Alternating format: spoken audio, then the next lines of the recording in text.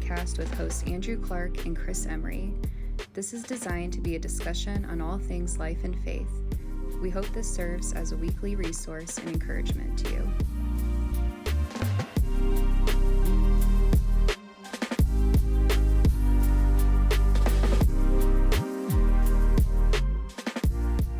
What's going on, everybody? Welcome to another episode of the Bayview Podcast.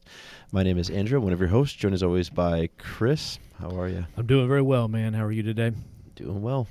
Are you getting your Rocking and rest? rolling. Ish, yeah. Ish? Yeah, enough.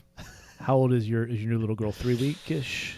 Yeah, a little over 3 weeks of Little over 3 recording of weeks. this. So it Nice. feels like way longer than 3 weeks, but yeah. So has it quickly become that to where it's like we've always been a family of five? Like it feels so quickly normal, or is it just? I didn't say it feels normal. I just think she just feels like she's been around a lot longer. So Okay. I still figure out the routines and little things. And there's some nights where she sleeps like an angel. There's other nights where she forgets how to sleep, and there's this and that.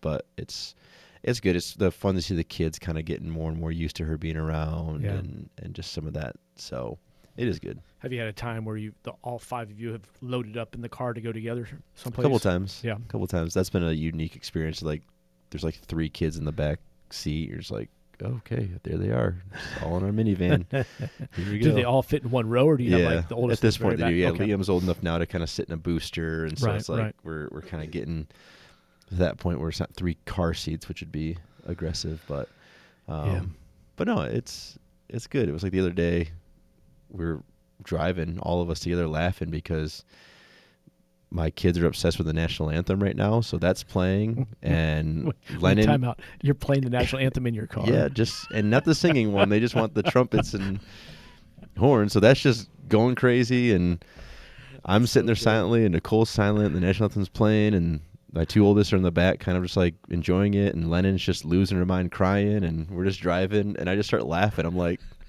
so this is life now. Like this is what we're doing. So That sounds like a scene out of some Farley Brothers movie. yeah, it felt like it. That's I was just like, this can't be normal. Like, this can't be the real. Like, my kids are silently enjoying this, but then at the time 2-week-old is just losing her mind, and here's mom and dad just trying to keep it all together. Either you laugh or the camera cuts to a close up and there's a tear Yeah, coming just down a your single cheek. tear. I was like, I What do I don't do? know why this is happening. So no, life's good. My gosh, Life's man, good. that is such a happy scene. Yeah. It's so funny. Life is good. Oh my gosh, I love it. That's awesome. I'll take it. Well, in the middle of all that, you brought a home run message Sunday, man. You just killed Thanks. it talking about friendship. And if you've been listening with us over the past several weeks, you know that we're in this series on relationships, and we've been using our podcast as a follow-up, just kind of talk a little bit deeper about that topic. And you really brought it into such great focus and perspective on Sunday of not necessarily going from the angle of, hey, take inventory of your friendships, but more or less the qualities of what is a friend really? What does that really look like? I think it's kind of the vibe 100%. Yep. I was getting from it. Yeah. Just the idea of what does it mean to be a friend, and I think that's the key. And you said it right before we started. Like, it is more or less a check of like, how am I as a friend? Like, I should be looking for these qualities in a good friend, but I've got to be able to do them too, right? Correct. And I think when we think about friendship and relationships, and I kind of brought this up in the message of like that brotherly love, that idea of you can still be affectionate and care, and there's this willingness to kind of put the other in front of you, and the sacrifice side of things. And but yeah, not only just to reiterate, like, not only are you looking for that in someone, but like, are you that person? Right. So Yeah, I think the temptation sometimes is to be like, all right, I want to evaluate the quality of my friends. Yep. But it's really the quality, and I've said this before, the quality of my friends is determined by the quality of my friendship. Yep. Yeah. And so really it is a deep self-evaluation and just kind of, and I thought you did a great job of challenging on that. I would love to say that my initial go-to as soon as I got listening to it and wanted to do a little deeper study was to immediately Google all the scriptures that had to do with friends. Yeah. But that wasn't my first Google. Okay.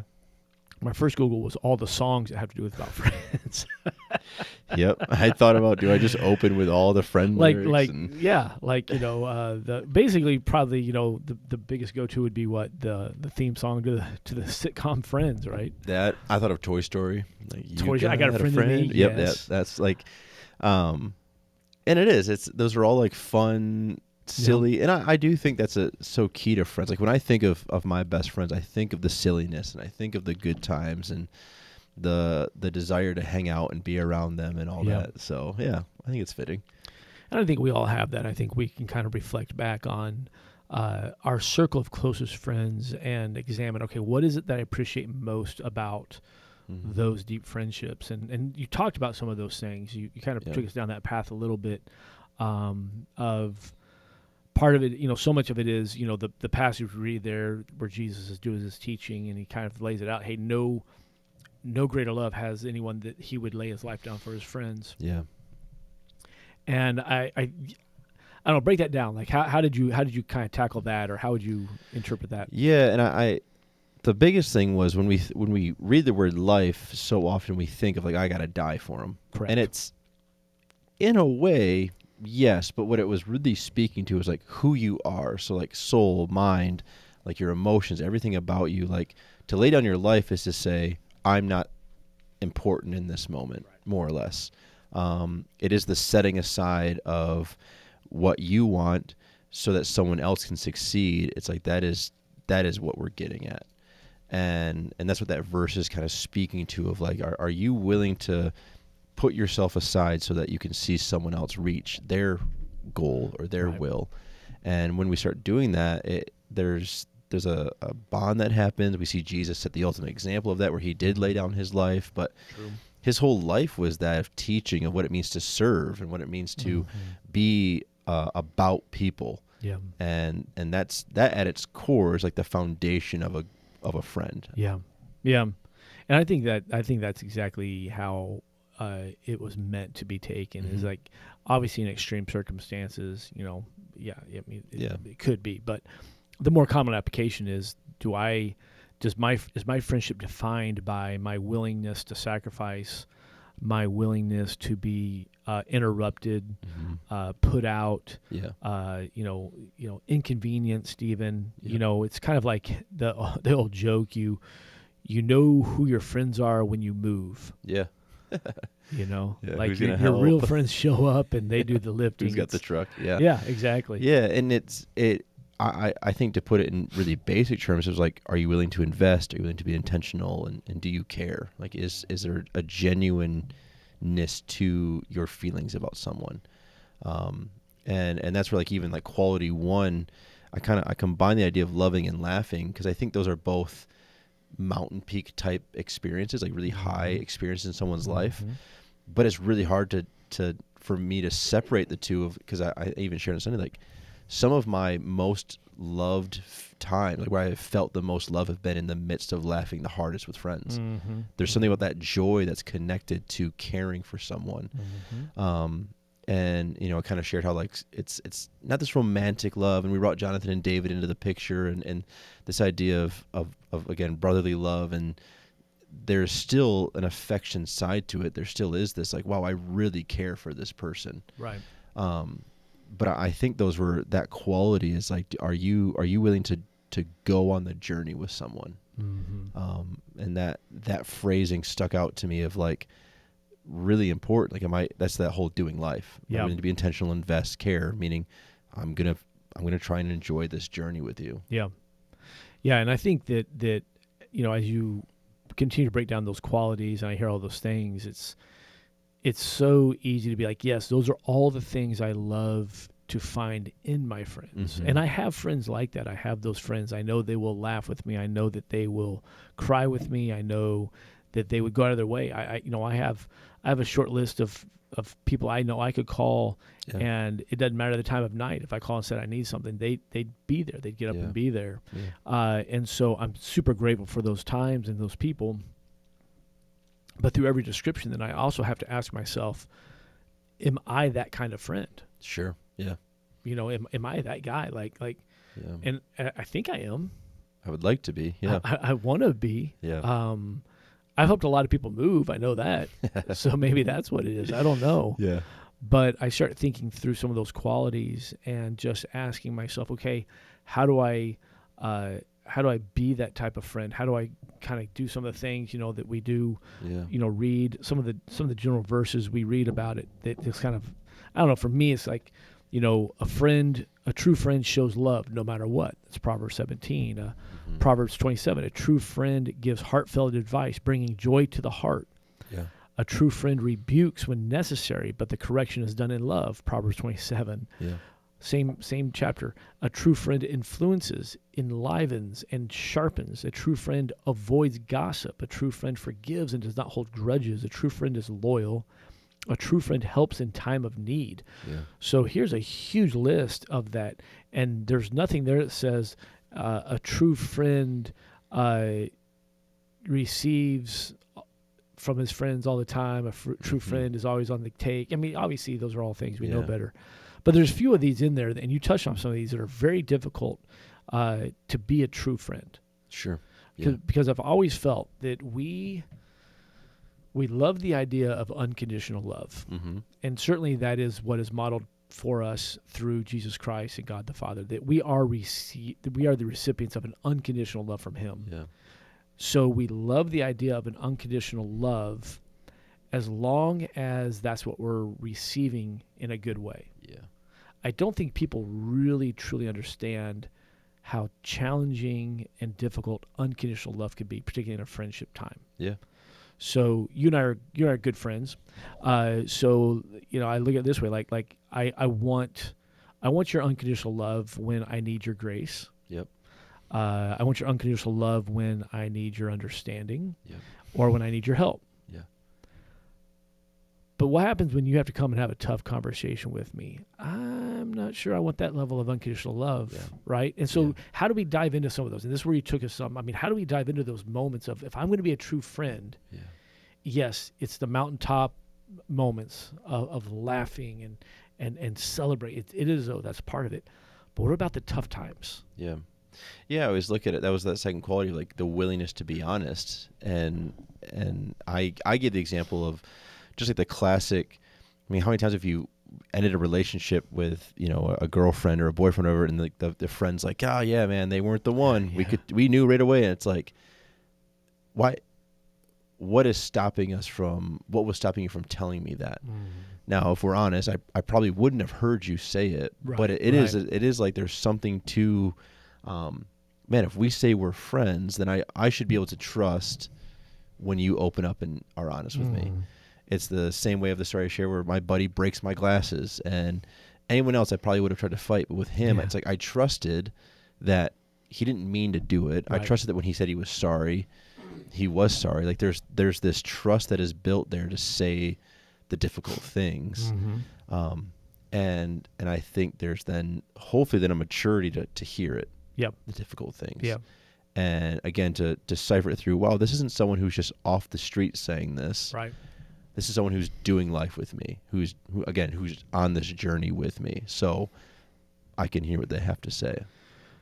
So, I mean, there's been many times where maybe I've been in that spot where someone comes, because I'm going down that same path of like, okay, if we know true friendship is the willing to say difficult things, that means I need to be that type of friend. It also means I need to have those types of friends. Yeah. Right. So now we're getting to the core of what a true friendship is biblically, even because Ecclesiastes breaks it down. Right. It says two are better than one. Yeah. Hey, look out to the poor guy who falls and is alone, and there's no one there to help pick him up. Yep. So it's even saying like, listen, we need these people in our lives. Now, I've had moments, particularly being in ministry, I'm sure you have too, where I've had people that I would not say are friends. Sure. And they've come and they've tried to say hard things to me. Mm-hmm. They've come to say things that are critical or controversial, whatever it is. And whether their motive is love or not, I don't take it well.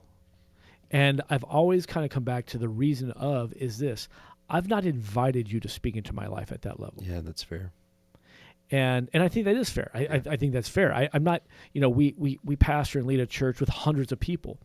I'm not inviting hundreds of people to speak into my life at those deep moments. I'm just not, right? I don't need that. That's like asking for advice on Facebook. That's what we say. Yes. It's like, let's go on Facebook and ask for something that's horrible. And so that is saying, therefore, that I'm willing and ready to receive those difficult conversations from people I've invited into my life.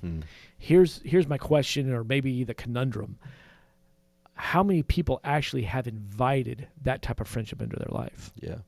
And I think that is the difficult thing, because the idea of I want really good friends, I think you still have to come back to, like, are you a good friend? Meaning, like, have you, I don't want to use the word position, but like, have you made it aware that you care, that you're invested, you're involved in this? Have you shown what it's like to be an honest and true individual? Like, I think there's some of that you have to kind of start with of would I say the hard things to this person if the door was opened? Yeah. But I think there's then the intentionality on your part of, like, are you looking for people that hold you accountable? Yeah. Or do you want to surround yourself with yes men? And it's like, that's, you could argue you could have really good friends who are yes men. I don't know if they're going to be the ones to stop you going down the wrong path. I don't know if they're going to be the ones to maybe can get you out of a life of consequence, but there is that opportunity. I think it's a little more on you to really take the step of saying, I want to invite someone into my life to speak to me. And I think that becomes a deeper dive into each of our own hearts and trying to examine, like, okay, it's not just a matter of, do I want companionship now? Yeah. It's more like, hey, do I truly want to embrace the depth of the type of friendships I need? Yeah. Loneliness is a huge issue right now. Mm-hmm. As you work with students on a regular basis, I travel and talk with students. That's a common thing that like so many feel alone. I hear statements like, I have no one to talk to, no one understands. I've just got to figure out by myself, which are all sad lies that Satan loves to fill our heads with. But then we grow up and become adults, and I see so many adults, I think they're trying to do it alone, particularly men, but I want to just put it on men. Yeah. And I think it comes down to, and then I have the talks where they kind of seem like they're victims. A little bit, yeah. And again, there's no me particular, so if you feel like I'm talking to you, I'm not. Like, I don't have any names or faces in mind. Yeah. But I've just had those conversations like, oh, nobody likes me, I don't have anybody in my life, all that. And then I was like, well, at some level, you've got to invite those people into your life. Yeah.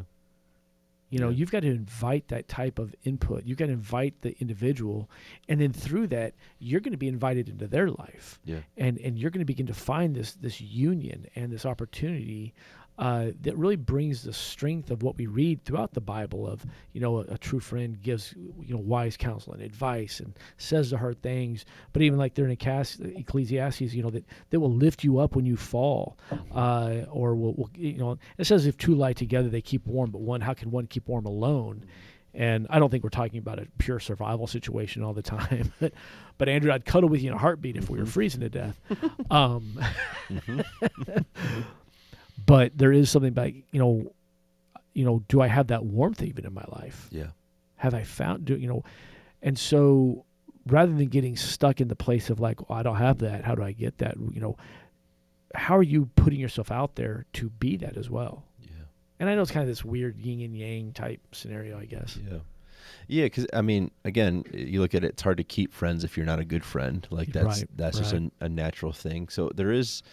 I go back to that's the laying down one's life. Mm-hmm. Like, there's obviously easier said than done, but it's like if you have some of those barriers in your life, are they actually barriers, or are you just things that you've put up to protect yourself, rightfully so? Yeah. But are those things that you're supposed to be laying down? Like, is that your will and some of the things that you want that you need to be put aside so that you can engage at a deeper level? I had someone talk to me on Sunday who said that it's like, I'm a counselor, and I'll have all these people talk to me all week and share their deepest things and go as crazy deep as possible, and then I'll hang out with my friends, and it's like there's no depth, there's no willingness. And not to say that you just need to spew and just be that person, but like, Yeah. are you willing to engage at that level if that ever happens too? Yeah. So I think that it does come back to the internal, like, where are you at in all this? Yeah. Well, and vulnerability is scary, Mm-hmm. and that is required for depth and intimacy to happen. And particularly, like, let's maybe speak to this. How do I go there again if I've been burned by it in my past? Sure. I mean, I've got, I don't know, 2 or 3 people that at one point in my life were super close friends Yeah. that I had invited to speak the difficult things in my life, and I felt I had permission to theirs, and we went deep places. We had good times, we had difficult times together, and I was radically burned by them, radically, just hardcore betrayed almost. Yeah. And so there's certainly, I can understand where some would be that tendency of like, well, I'm not going through that again. Sure. So I'm putting up this big giant wall, and I'm only going to let people get as close inside that acquaintance ring, maybe a little bit, but they're not getting deep and down because I've been hurt. And I think there's a lot of people there as well. Yeah, I think so. That it's a little scary. Yeah. I just know the call is that you're not supposed to be alone. Yeah. And I do think friendships change and evolve as time goes. Like I think there's people you're probably friends with 10 years ago that you're not friends with now. And it doesn't mean those friendships were bad or were wrong or that was a failure. It just, life is shifting. So I think there's still the push of as even in the pain of being hurt, and that's terrible. That's not necessarily an excuse though to not engage in friendships and relationships. Yeah. Yeah. Well, it's not setting you up. I mean, you know, just because you've been hurt, and maybe you just need to hear that. Like, we've all been hurt. We've all experienced that at some level. Yeah. We've all been betrayed or abandoned in some way, shape, or form. It doesn't change how we are designed. I mean, it goes back to what we talked about several weeks ago. By our very nature, when it comes to the topic of relationships, is that being created in the image of God, we were created for relationship. Yeah. God himself is in relationship. That's the Trinity between God the Father, God the Son, God the Holy Spirit. So there's a relationship there. He's a relationship being. We're in his image. Yeah. We're created for relationship with him first and foremost. Yeah. That's why there is the presence of free will in pursuit of genuine love and relationship. But through all that, it's part of our DNA. Like, we're not meant to be alone. I think that's, one of my favorite, and probably really the only true survival show I watch is that show Alone. Yeah, it's a great show. So good. And I think Alone Australia just came out, which I'm totally going to watch that, right? Yeah. Like, they're out there with crocodiles now. But I mean, the whole premise is it's not just, as you watch it play out, if you don't know the show, it's basic premise, 10 people thrown out into the most remote wilderness you could imagine, and it's be the last one standing. Yeah, who can survive? Survive as long as you can, completely alone. Yeah. And yes, there's the challenges of food, of shelter and water, the big 3. But there are people, in fact, I remember one season a couple of years ago where this one guy, he was like a master carpenter. I mean, within the first 6 days, he has food, he has fish, he builds one of the most incredible structures we've seen on the show. Yeah. I'm talking like a door with a working latch and hinge. Like, it was epic. Like, it was maybe nicer than my current home I live in. I don't know. As soon as he finishes, he taps out. Yeah. So I just want to go home. Yeah. He had everything to sustain him, but he could not be alone. Yeah. And I think that's the premise of the show and the challenge. And I think for all of us, being alone is not an option. Yeah. Doing it by yourself is not an option. Yeah. You're not designed for it. No. You're not built for it. Like it's that go back to Genesis 2. I mean, we're talking at the very beginning of Scripture. It's the first thing God states to not be good is for man to be alone. Yeah. Yeah. It's why he creates Eve. It's why we see relationship and community, and that whole thing just bursts from there because it's what we're designed for. Like, there's something about doing life with people. So it is that ability to laugh and to love, and it's ability to be honest, ability to mourn, to listen. There's all these functions that are like, I really viewed it in my preparation as like conversations I would have in pre-marriage counseling. So much of it is like, hey, you guys are best friends now, hopefully. You're about to get married. It's the 2 become 1.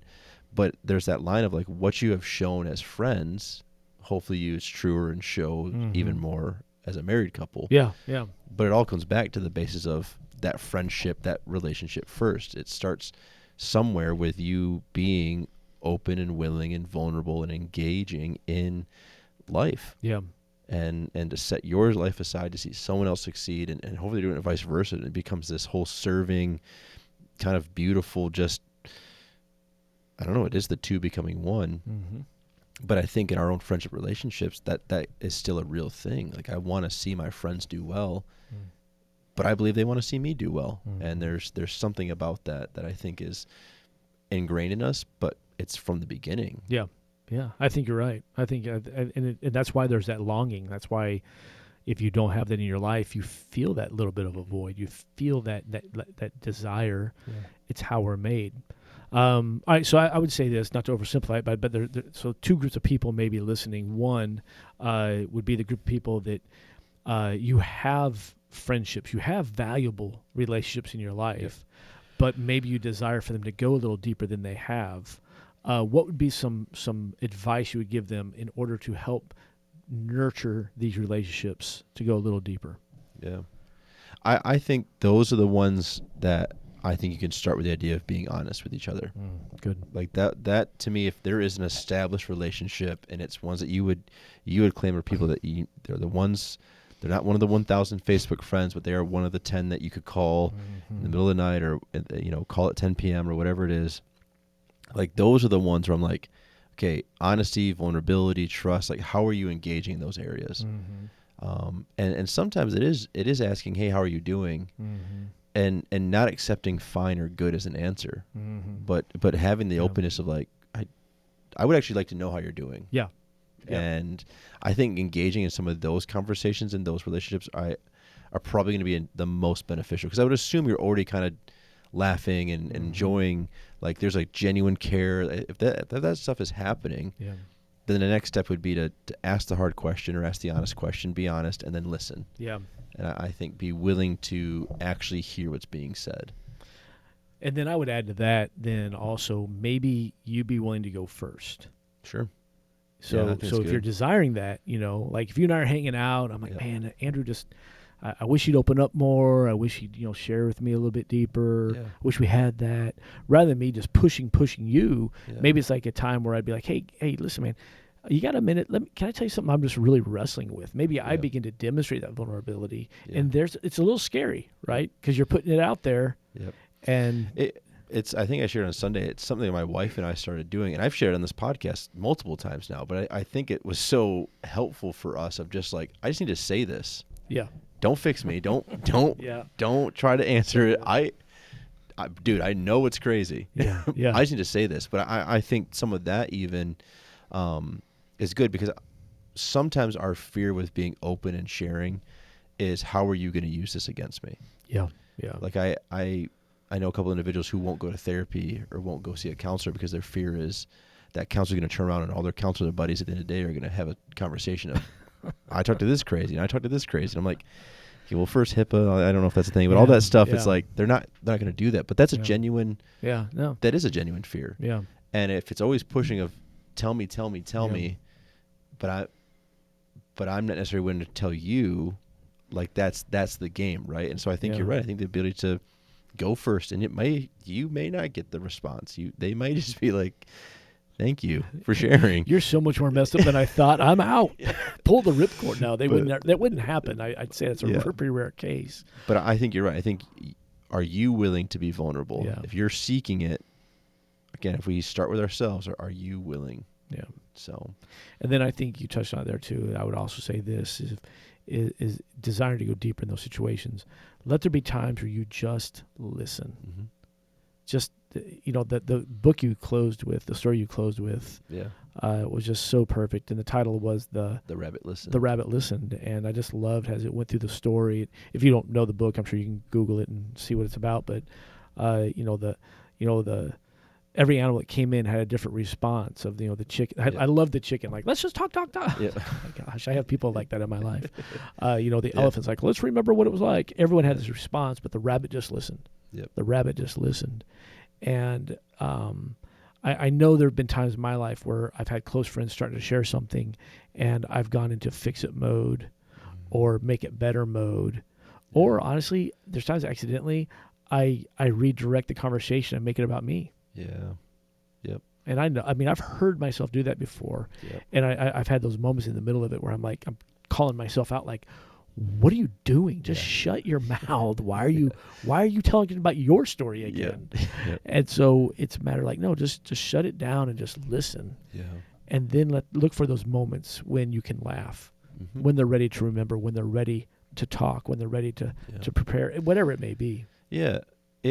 For me, I really think of the idea of, are you okay with silence within your relationship? Not like reaching out, but in those moments where it's like sometimes vulnerability is found in silence. I think all those animals in that book I read, they were just trying to fill the void. They weren't doing something wrong. You could argue maybe the snake wanted to break something else's, but realistically, they all were coming in with an idea of like, well, yeah, if I talk about things, I feel better. And if I remember things, I feel better. If I get mad, I feel better. Correct. All valuable. It was the rabbit who was just willing to sit silently, close, which I think is key. They were present. Their presence was known, but they were just close and quiet and let that come out. So it's like being okay with silence in those relationships and connection points, I think is massively important. And I think of times where I've played that role, and like Daniel in the lion's den, God has shut my mouth for me, and I've been able to just sit and be, even though deep inside there's this urge to advise or fix it or whatever.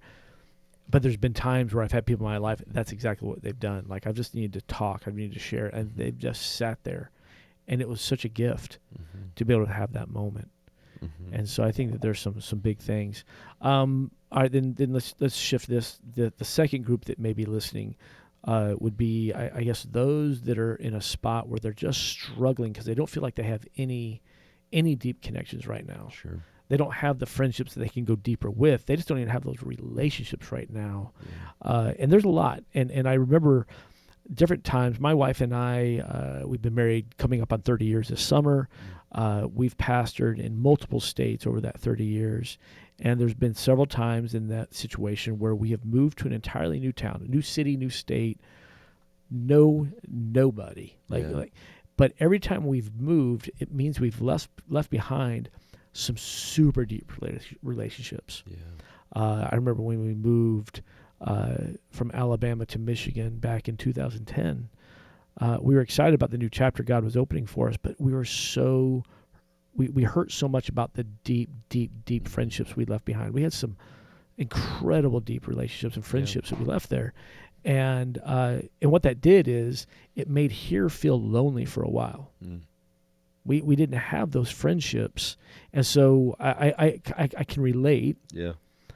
So what advice would you give to someone in that situation? A lot of times when I always at least start with a question of like, well, what are you doing? And maybe better than that, it's like, what are you looking for? Good. And I think you have to be able to define that, because sometimes it's like, are you looking just for connection, like someone to talk to? Are you looking for a best friend? Are you just looking to feel part of something? Like I think, and it can be all those, I agree, but I think there is something usually at our core that's like, I think most of it is I want to feel connected. I want to feel like people know who I am. And so advice-wise, I think for my wife and I, when we've made moves or done stuff, it is the willingness to kind of put yourself out there. Easier said than done. But it's like, well, are you getting involved with things? Are you looking for ways to be a part of stuff? Or are you someone who is sitting there hoping someone will come up to you? And I do think one is better than the other. Again, I understand that there's people who are designed. I'm an introvert. Like my natural tendency is not to pursue. I really like to be pursued. It makes me feel wanted, right? But I think if it's that important to you, though, like, okay, I do want to go talk to that person. I do want to make that connection. Yeah. So, I think first define what you're looking for. Then my second is like, okay, so what are you doing to put yourself out there? Yeah. And I think that's good. putting yourselves in the right environment for those relationships to begin. Yeah. It's if you're sitting at home and you're lonely, maybe you're a single adult or whatever, and you're just feeling like I need these friendships. If you're seriously sitting waiting for someone to randomly walk by your house, stop, and come knock on your door, that's not going to happen. Yeah. So you got to put yourself in the spots where you have the opportunity. No guarantees, but you have the opportunity. I would also kind of along the same lines what you're saying, based on what you're looking for, where are you looking for it? Yeah, that's good. If I'm a lonely person and I'm needing friendships and I'm a believer, well, that means I need friendships that are going to help me not just have fun and companionship. They're going to help me grow in my faith. I need that support. So I'm not going to find that if I'm only looking, at the bar on Friday nights or wherever you're looking. Or, I mean, and I'm not saying this is not a big, therefore go to church talk. I'm just saying, listen, if you're looking for grapes, you're not going to go to the apple orchard. Yeah, exactly. You're just not. And so I am surprised at times when I've had these conversations with people and they tell me how, well, I'm looking at Kilkenny's or I'm looking at all these different places. I'm like, well, what are you even looking for? Yep. Because that's not going to lead to that path. Yeah. And so I think that, and then I think another advice, and I've given this one really recently actually, to someone that was rather new to our area, and they're really struggling with some loneliness. They have acquaintances, so they do have that. And the best advice I had for them was just give it time. Yeah, that's what came to mind too. It's not, we want it so bad to be instantaneous. Mm-hmm. But I think you ask anyone who has a deep relationships and friendships, that's because of the time passed and the life done together. Yeah. I think back to some of those moments for my wife and I in new cities and new environments. I'd say the shortest time it took in any of those situations for us to really begin to discover those deep friendships was at least a year. Yeah. And in one city, it was probably closer to 2 before we really began to feel like, wow, we're recouping some of those relationships we've longed for. It just took so much time, and it took some trial and error, and it took going to some people's house for some awkward dinner, hangouts, and realize this ain't going to be it. Yeah. This isn't going to be the friendships we're looking for. Yeah. It's not a match. Yeah. It's not a love connection. Yeah. Throw back to the 80s. Yeah. But we kept putting ourselves out there. We kept doing it, and we just kept giving it time. Sure. And I think that's the big thing. Don't get discouraged. Don't give up. Yeah. If you're listening right now and you're looking for deep friendships and you don't have those, and you're like, oh, good, I just listened to a podcast, I'll have this in a couple of weeks. No, it's not gonna work like that. Yeah. I think about some of my friendships and some of my closest friends. Dude, some of them were people I didn't even like initially, and had issues with, and I think that's something too, where it's again, what kind of walls or stipulations have you put up or in place that maybe are keeping you from solid relationships and friendships? Yeah. Because of all things that you've kind of said, I could never be a friend with this kind of person, or I could never, blah blah blah, fill in the blank. So you're just sitting there lonely when you don't have to be. Totally true. I think there's some validity to that. I think of one of my good friends. It was not until finally I was just like, why don't I like this person? Just some of my own insecurities, and it really was. And we was in college. I remember going, and we were on the same kind of committee together, and I just couldn't stand the guy. And I couldn't figure out why. Finally, I just got real with myself, and I was like, it's my own issues. And I went and apologized to him, and he was just baffled. He's like, wow. Dude, I don't know what you're talking about. I was like, I am sorry for how I have felt about you. Yeah.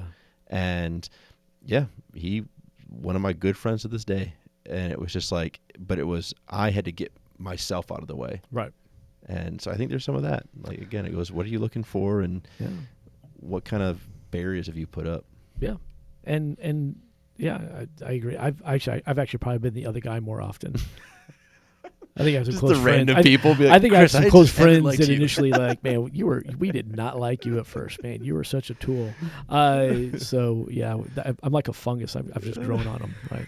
consistency. No, That's awesome. I don't know. I don't know. I guess as a word of encouragement, we'll wrap it up. But just if you're longing for those things, don't get discouraged. I mean, we're all longing for those. If you have friends in your life, introduce vulnerability into it. Take a chance. Maybe you're the catalyst to take it deeper because they're probably longing for it too. Yeah. So do that. If you just don't have those, and you're looking for it. Give it time. Put yourself out there. Put yourself in positions and circumstances, environments where you have the chance to meet some people and get to know them. And just don't be in a rush. It's just not a quick fix. Yep. But I love what was said a few weeks ago by another one of our teachers. I think it was Rachel.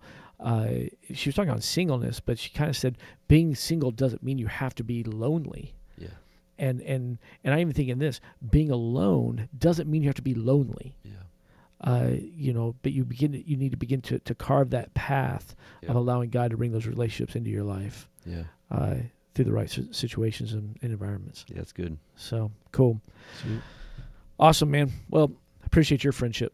Yeah. So appreciate your friendship. Yeah. So I'm blessed and blessed more than I deserve for sure, and value it. So thank you guys for being with us. Hopefully this is a little bit of encouragement for you in the middle of the week. We're here every week. Hit subscribe or like whatever you're listening on so you don't miss anything. And we'll be right here next week, same time, same place. Till then, we will see you next time around.